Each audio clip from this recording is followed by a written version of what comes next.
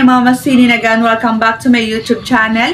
Congratulations nga pala sa nakatanggap ng cash prize. At sa mga hindi naman ay don't worry dahil meron tayong monthly giveaway. Ito ay nagaganap tuwing ika-end of the month. So paano nga ba sumali? Dapat ikaw ay nakasubscribe, naka-like, and then lagi ka nag-iiwan ng iyong komento sa aking mga video. At magkakaroon ka na ng chance na manalo ng ating cash prize. So for today's video ay isang pautangan online na naman ang ating pag-uusapan. And I guess bago lang po to dahil kakaunti pa yung kanyang reviews. So kakaunti pa yung gumagamit dito. And based naman doon sa mga reviews na nababasa ko about sa online loan application na to ay more on positive comments. Wow. So sinasabi nila ng maganda raw. And i-compare daw sa iba ay talaga na hindi kayo magsisisi once na kayo ay sumubok dito.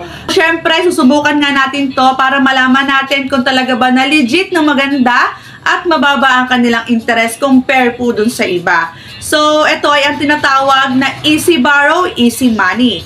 So, bago nyo to i-install or i-download sa inyong Play Store, ay panoorin nyo muna tong video na to para at least meron na kayong idea about dito.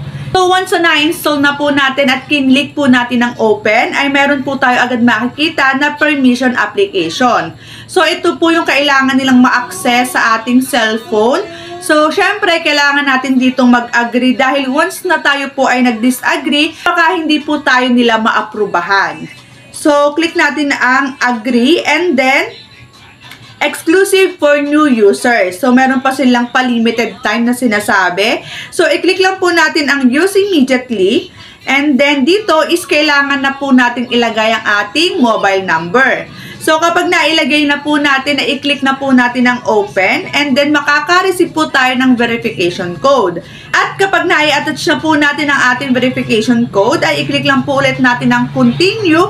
And then, exclusive for new users benefits. So, ano ba itong mga benefits na sinasabi nila? So, i-click lang po natin ang get it right now. Allow Easy Borrow to access this device's approximate location. So, i-click lang po natin ang while using the app.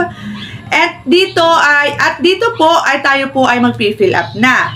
So, ang kailangan natin sagutan ay yung ating gender, birthday, marital status, education, residential address, detailed address, and then yung ating Facebook account. Pero ito po ay optional lang, pwede natin ilagay or hindi. Pero kapag nilagay po natin ito, ay makakatulong po ito para tayo po ay mas mapataas or mas madaling maaprubahan ng Easy Borrow, Easy Money. So, next po is alternate mobile number. So, kapag okay na po lahat yan, i-click lang po natin ang next step. And then dito po sa kanilang contact reference ay kailangan po natin maglagay ng 5 na contact reference. So, syempre dapat po ay nakasave sa ating phone book. So, kapag okay na po at nakapaglagay na po tayo ng 5 na contact reference ay i-click lang po natin ang next step. And then next is face recognition. So, dito is kailangan na po natin mag-selfie. So, click lang po natin ang start detection. And then, after po nito ay kailangan na po natin ilabas ang ating valid ID na gagamitin.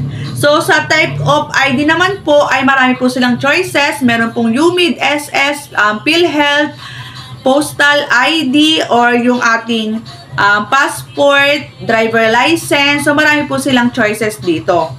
So, kapag okay na po, ay kailangan na po nating picturean yung ating valid ID na gagamitin.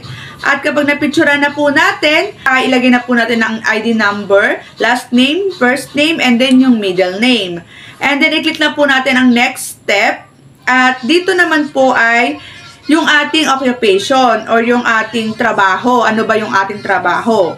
So, marami naman sila ditong choices. Merong transportation worker, technician, and associate professionals, student, enterprise administrator, corporate executives, so forestry workers and fishermen, housekeeper, trades and related workers, laborers and unskilled worker, construction worker, farmers, researcher, design arts, media practitioner, repair and maintenance worker, tour guide, property broker, lawyer, scientist, and then other naman po ay self-employed, managing proprietors and supervisors, medical worker, factory worker, professionalist. So, yun po yung mga occupation na pwede po nating ilagay. So, next naman po ay yung ating withdrawal method. So, ito na po yung pinakang last. At dito naman is kailangan lang natin ilagay yung ating name and then yung ating withdrawal account type kung saan ba natin pwedeng matanggap yung ating pera na hinihiram. So, nakalagay lang kasi dito is e-wallet. So, sa e-wallet naman ay nandito ang Coins, GrabPay, PayMaya, and then GCash. So, dito ang gagamitin ko po ay yung aking GCash account. So, kailangan natin ilagay yung ating withdrawal account. So, yung ating phone number kapag ka GCash. So, next is, i-click na po natin ang submit kapag nasagutan na po natin yung ating withdrawal method. So, nandito na tayo sa kanilang loan offer. So, ang offer po is 3,500. So, pay on time and get a loan of 4,500 in the next loan. So, kung ikaw ay good payer, ay pataas po ng pataas ang pwede nating hiramin sa kanila. So, loan duration is 60 days. So, 2 months po yon. Lending institution, Easy Borrow. Admin amount is 1,050. Siguro itong admin amount, ito po yung parang pinakang service fee po nila. And then next is interest amount is 0. Actual amount received, 2,450. Amount due at maturity is 3,500. Ang payment dates is April 27, 2024. Withdrawal channel is GCash. Loan agreement. So, okay na po tayo sa loan agreement. Nag-agree na po tayo dyan. So, kailangan naman talaga natin mag-agree dahil hindi tayo makakapag-proceed hanggang dulo kung tayo po ay hindi sasang-ayon sa kanilang agreement. So, kapag okay po sa inyo yan, ang interest dito na lumalabas is yung 1,050 pesos. Dahil nga ang ating marireceive lang is 2,450. And then, ang hiram po ako ng pera ay April 20, 2024. So, kailangan ko mabalik daw yung aking hiniram na pera sa date na April 27. So, ibig sabihin po ay 7 days lang din yung kanilang payment term or period.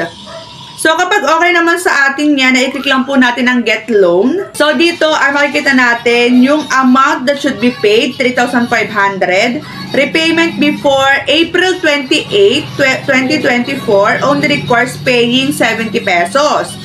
So, sa April 28 daw ay kailangan ko raw bayaran yung 70 pesos. Pero sa April 27 ay kailangan kong bayaran yung 3,150 pesos. And then, sa May 18, 2024, ay kailangan kong bayaran yung 175 pesos. At ang pinakang last ay June 19, 2024, kailangan kong bayaran yung pinakang last payment ko na 175. So, ang lalabas na total is 3,520 pesos. Okay sa inyo yung ganitong pautangan online, ay i-click lang po natin ang get the loan. Ito nakalagay ay congratulations on your successful application. We'll have your order approved within 45 minutes. So, mag-aantay pa tayo ng 45 minutes bago natin malaman kung tayo ba approve or decline sa kanila. So, i-click lang po natin ang continue and then dito is makikita natin na fill in info. So, okay na po yun. So, nandito na tayo sa approving. And then, last is transferring. So, once na ikaw ay nag-fill up dito, ay mag-aantay ka pa ng 30 minutes. Nakalagay dito sa next is 30 minutes. So, bago natin malaman kung tayo by approve or decline sa kanila. Ayan, nasubukan na natin ang Easy Borrow and Easy Money. So, for me, this is not recommended. Pero, nakakapagtaka lang kasi yung reviews about dito is magaganda. Pero, nung sinubukan ko naman, ay parehas din lang siya nung ibang pautangan online na na-share ko na sa inyo. Kumbaga, ay loan shark na naman. Ayan. So, kung naghahanap kayo ng pwede nyong mahiraman ng pera through online, meron po akong nilagay sa description ko and then sa comment section. Pwede nyo po yung subukan. At sa unang paghiram po ninyo, iba dito ay wala pong interest. So, hanggang dito na lang po ang aking video. Sa mga hindi pa nakakapag-subscribe, please subscribe to my YouTube channel and hit the bell button para updated ka sa aking mga latest vlog. Thank you for watching.